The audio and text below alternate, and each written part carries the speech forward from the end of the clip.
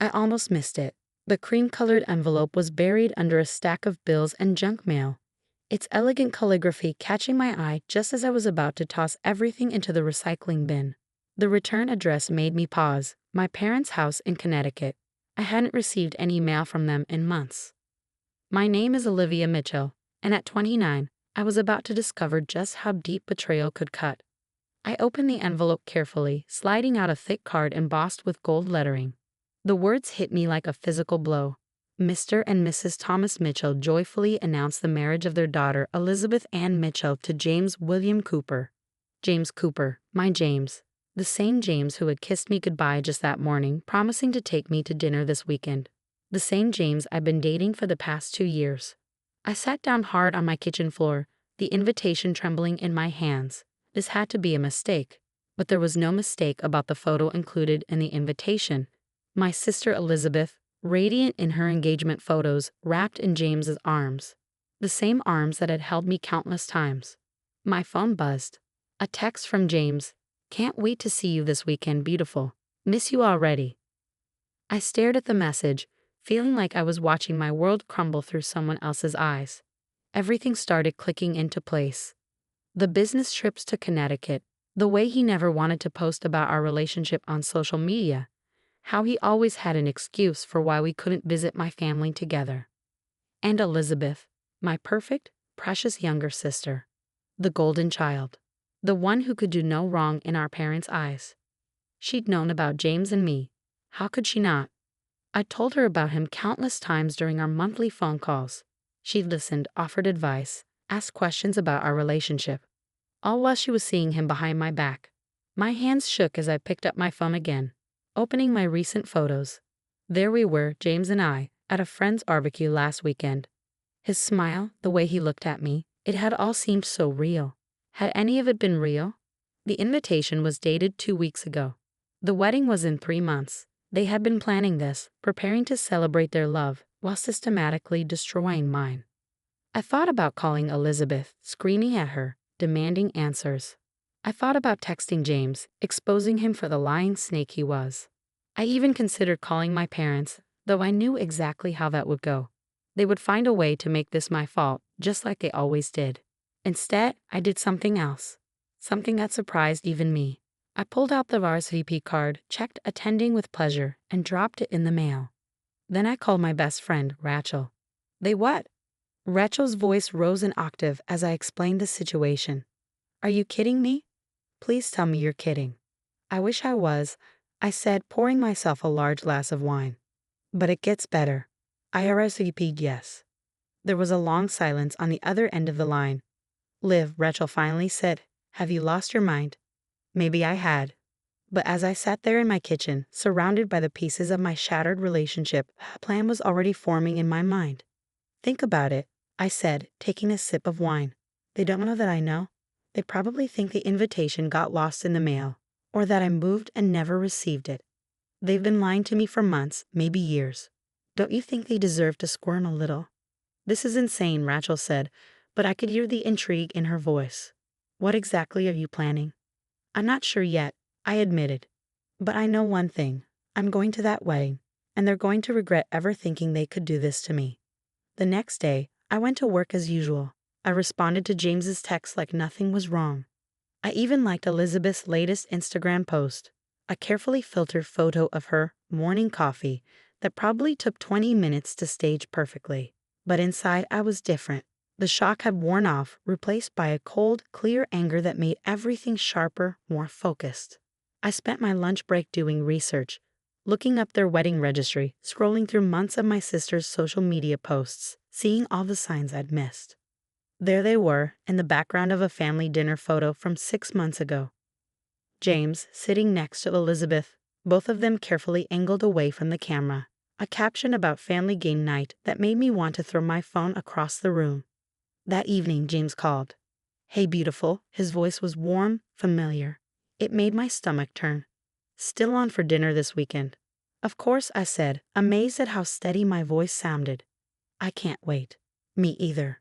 I miss you. I thought about all the times he must have said those same words to Elizabeth. How many times had he hung up with me and immediately called her? How many lies had he told us both? I miss you too, I lied, and the words tasted like ash in my mouth. After we hung up, I sat down at my computer and started planning. First, I booked a room at the wedding venue, the same luxury hotel where the reception would be held. Then I made an appointment at the most exclusive boutique in the city. If I was going to attend this farce of a wedding, I was going to look absolutely unforgettable. Rachel came over that night with more wine and her trademark, brutal honesty. "You know this is crazy, right?" she said, watching me scroll through designer dresses online. Like absolutely batshit insane. Probably, I agreed, adding another dress to my shopping cart. But do you have a better idea? She didn't. Neither of us mentioned the obvious alternative, confronting them now, causing a scene, playing the heartbroken victim. That's what they would expect if they thought about me at all. Poor, predictable Olivia, always living in Elizabeth's shadow, always playing by the rules. Not this time. The weekend arrived, and with it my dinner date with James. I spent extra time getting ready, choosing a dress I knew he loved, styling my hair the way he preferred. Every minute spent in front of the mirror felt like adding another layer to my armor. He was waiting at our usual restaurant, standing to greet me with a kiss that felt like a brand of shame on my cheek. "You look amazing," he said, pulling out my chair. I smiled, settling into my role like an actress on opening night. "Thank you. How was your week?" We fell into our usual pattern, him talking about work, me asking the right questions, both of us playing our parts perfectly. Except now I could see the cracks in his performance, the way his phone stayed face down on the table, how he carefully steered the conversation away from any mention of the future. "Actually," I said as we were finishing our entrees, "I've been thinking about taking a trip to Connecticut soon, to visit my family." His fork paused halfway to his mouth. For just a second, I saw panic flash across his face before he masked it with a casual smile. "Oh, when were you thinking?" "In a few months maybe, late summer, right around when you would be marrying my sister." "Ah," he said, setting his fork down carefully. "That might not be the best time. Your parents mentioned they might be traveling then." The lie rolled off his tongue so smoothly, I almost admired his skill. Almost. "Really?" I kept my voice light. "They didn't mention anything to me." He shrugged, already changing the subject to a funny story about his coworker. I let him, watching him dig his grave deeper with every casual deception. After dinner, he walked me to my car, pulling me in for a kiss that made my skin crawl. "I love you," he said, and I wondered how many times he practiced those words in the mirror to make them sound so convincing. "Love you too," I replied, the biggest lie I ever told. As I drove home, I thought about Elizabeth, my beautiful, perfect sister, who had spent our entire lives taking everything I had and making it her own. My toys when we were children, my friends in high school, my dream college, which she got into while I was waitlisted. And now James. The thing was, I wasn't even surprised. This was exactly who Elizabeth was, someone who saw something she wanted and took it, regardless of who she hurt in the process. The real surprise was James, who I genuinely believed was different. Special. What a fool I'd been. The next few weeks passed in a blur of preparation. I threw myself into my plan with the same dedication I'd once given to my relationship. I found the perfect dress, a red silk number that walked the line between elegant and scandalous. I booked appointments for hair, makeup, nails. I even started going to the gym more regularly, channeling my anger into physical transformation. Through it all, I maintained my facade. I kept dating James, kept liking Elizabeth's posts, kept playing the role of the oblivious girlfriend. Each interaction was like another piece of evidence for the prosecution, carefully documented and stored away. Rachel thought I was crazy, but she stood by me. She helped me pick out the dress, listened to me rant about Elizabeth's latest social media posts, and never once suggested I take the high road. "You know," she said one evening as we were looking through Elizabeth's wedding registry, "there's something almost admirable about how methodically you're planning this." I looked up from where I was analyzing the seating chart I'd managed to get a peek at through my mother's party planning friend. "I learned from the best," I said. "Elizabeth has been methodically destroying my life since we were children. It's about time I returned the favor." The weeks turned into months, and suddenly it was 1 week before the wedding. My dress was perfect. My hotel was booked, and my plan was set. All that was left was the waiting. James called me the night before he was supposed to leave for Connecticut, his voice full of fake regret. "I have to go out of town for work," he said. "Last-minute client emergency. I might be gone for a week or so." "Of course," I said, wondering if he could hear the irony in my voice. "I understand. Work comes first." "You're amazing," he said. "I don't deserve you." Well, he got one thing right. That night, I packed my bags for the wedding, carefully selecting each item like I was preparing for battle. In a way, I was. The red dress went in first, followed by shoes that cost more than my monthly rent. I'd spent years playing the dutiful daughter, the supportive sister, the understanding girlfriend. But not anymore. In 3 days, I would walk into that church and show them exactly who I'd become. And they would never forget it. The morning of the wedding dawned bright and clear. I stood in my hotel room, watching the sun rise over the perfectly manicured grounds where, in a few hours, my sister would marry my boyfriend. My phone buzzed with a text from James. "Stuck in meetings all day. Miss you." I smiled, imagining him getting ready in another part of the hotel, probably rehearsing his vows while texting his other girlfriend, his last girlfriend. I wondered if he'd written separate vows for each of us, or if he'd recycled the same lines. Rachel knocked on my door at exactly 8 a.m., armed with coffee and determination. "Last chance to back out," she said, handing me a latte. "We could be on a plane to Mexico in 2 hours." I shook my head, taking a sip of coffee. "No, I need to do this." She nodded, understanding in her eyes. "Then let's make you unforgettable." The next few hours were a blur of hair, makeup, and final adjustments to my dress. By the time we finished, I barely recognized myself in the mirror. The woman staring back at me wasn't the dutiful daughter or the understanding girlfriend. She was someone else entirely, someone powerful, dangerous. "Holy shit," Rachel breathed. "You look like someone who's about to burn it all down." I suggested. "Exactly." We arrived at the church early, slipping in through a side door to avoid the growing crowd of guests. I could hear the bustle of activity from the bridal suite where Elizabeth was probably getting ready, surrounded by our mother and her bridesmaids. The ceremony was scheduled for 2 p.m. At 1:45, I took my seat near the middle of the church, perfectly positioned to be seen but not immediately noticeable. Rachel sat beside me, gripping my hand so tightly it almost hurt. "Deep breaths," she whispered. The church filled quickly. I recognized faces from my childhood. Family friends, distant relatives, people who had watched Elizabeth and me grow up. None of them seemed to notice me, or if they did, they didn't realize the significance of my presence. At exactly 2 p.m., the music started.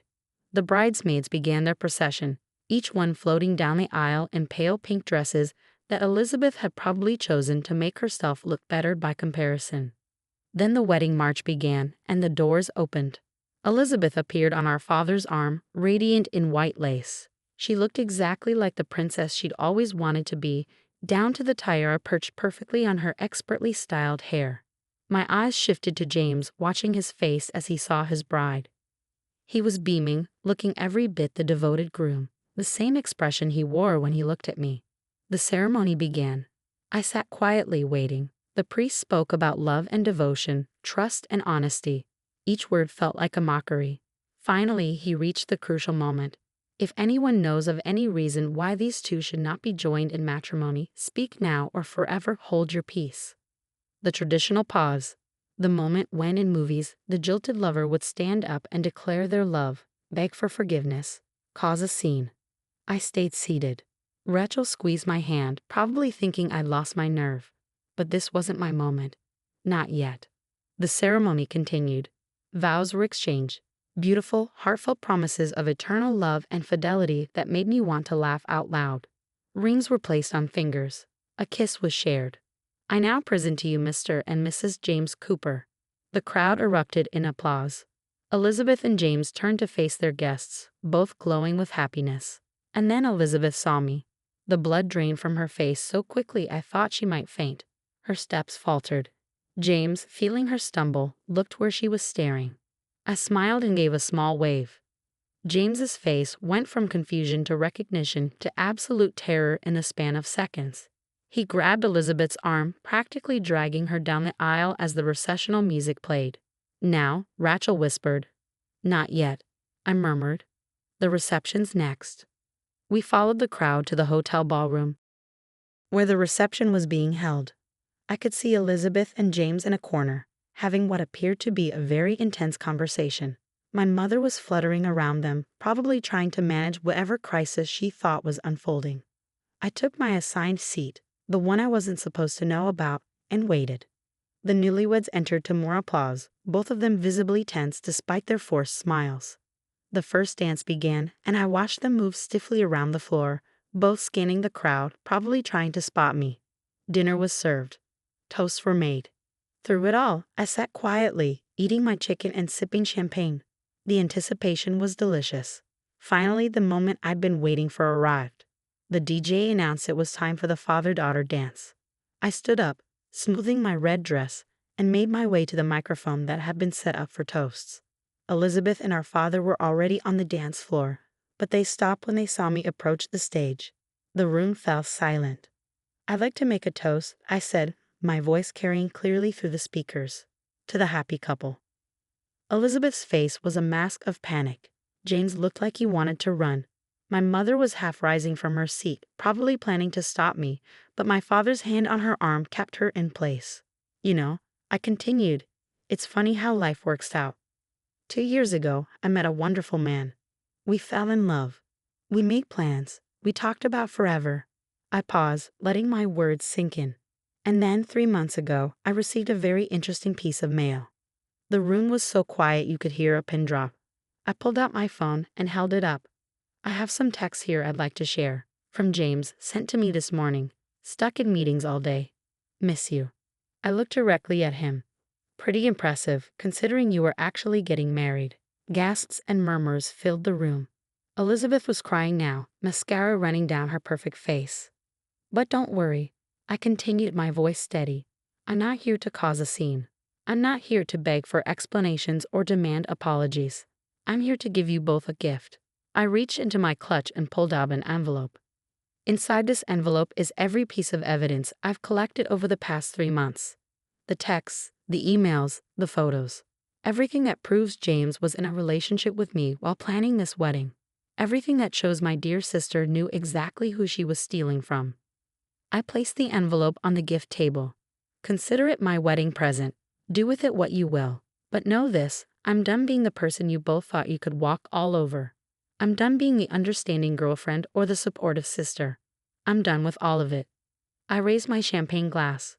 "So here's to the happy couple. May you both get exactly what you deserve." The silence that followed was deafening. I set down my glass, picked up my clutch, and walked toward the exit. As I passed their table, I heard Elizabeth's choked whisper, "Olivia, please." I didn't stop. Rachel met me at the door, and we walked out together. Behind us, chaos erupted. Raised voices, crying, the sound of my mother's distinctive wail. "That," Rachel said as we got into our car, "was the most baddest thing I've ever seen." I leaned back in my seat, feeling lighter than I had in months. "Let's get out of here." "Where to?" I smiled. "Anywhere but here." The aftermath was exactly what you'd expect. The wedding ended early, guests leaving and shocked whispers. Elizabeth and James's perfect day was ruined, their carefully constructed lies exposed for everyone to see. My phone exploded with messages. From family members, from James, from Elizabeth. I ignored them all. A week later, I received a letter from my mother, full of guilt trips and accusations. I threw it away without reading past the first line. Elizabeth tried to contact me through mutual friends, claiming she could explain everything. I blocked their numbers. James sent emails, texts, even tried to come to my apartment. I'd already moved, started a new job in a different city. Sometimes I think about them, wonder if they stay together, bound by their shared shame. But mostly, I think about myself, about how much stronger I became the day I stopped letting them define me. Rachel visited me in my new city a few months later. "Any regrets?" she asked as we sat on my balcony, watching the sunset. I thought about the girl I used to be, the one who always put everyone else's happiness before her own. The one who would have forgiven them, made excuses for them, let them hurt her again and again. "Not a single one," I replied, and I meant it. Today, 2 years later, I barely recognize that version of myself. I'm stronger now, more confident. I date on my own terms, trust my instincts, and never apologize for taking up space in the world. I heard through the grapevine that Elizabeth and James divorced 6 months after the wedding. Apparently, trust issues tore them apart. Imagine that. My mother still sends birthday cards, each one filled with subtle guilt trips and pleas to put the past behind us. I send them back unopened. Elizabeth tried to reach out once more, on the anniversary of what should have been my wedding day with James. Her message was simple. I'm sorry. I know it's too late, but I'm sorry. Maybe someday I'll be ready to hear her apology. Maybe someday we'll sit down and talk about all the years of competition and resentment that led us to that moment in the church. But not yet. For now, I'm focused on building my new life, one where I'm the main character, not someone else's supporting role. One where I don't have to dim my light to make others shine brighter. Sometimes the best revenge isn't causing a scene or exposing secrets. Sometimes it's simply walking away, head held high, knowing that you've finally chosen yourself. And that's exactly what I did.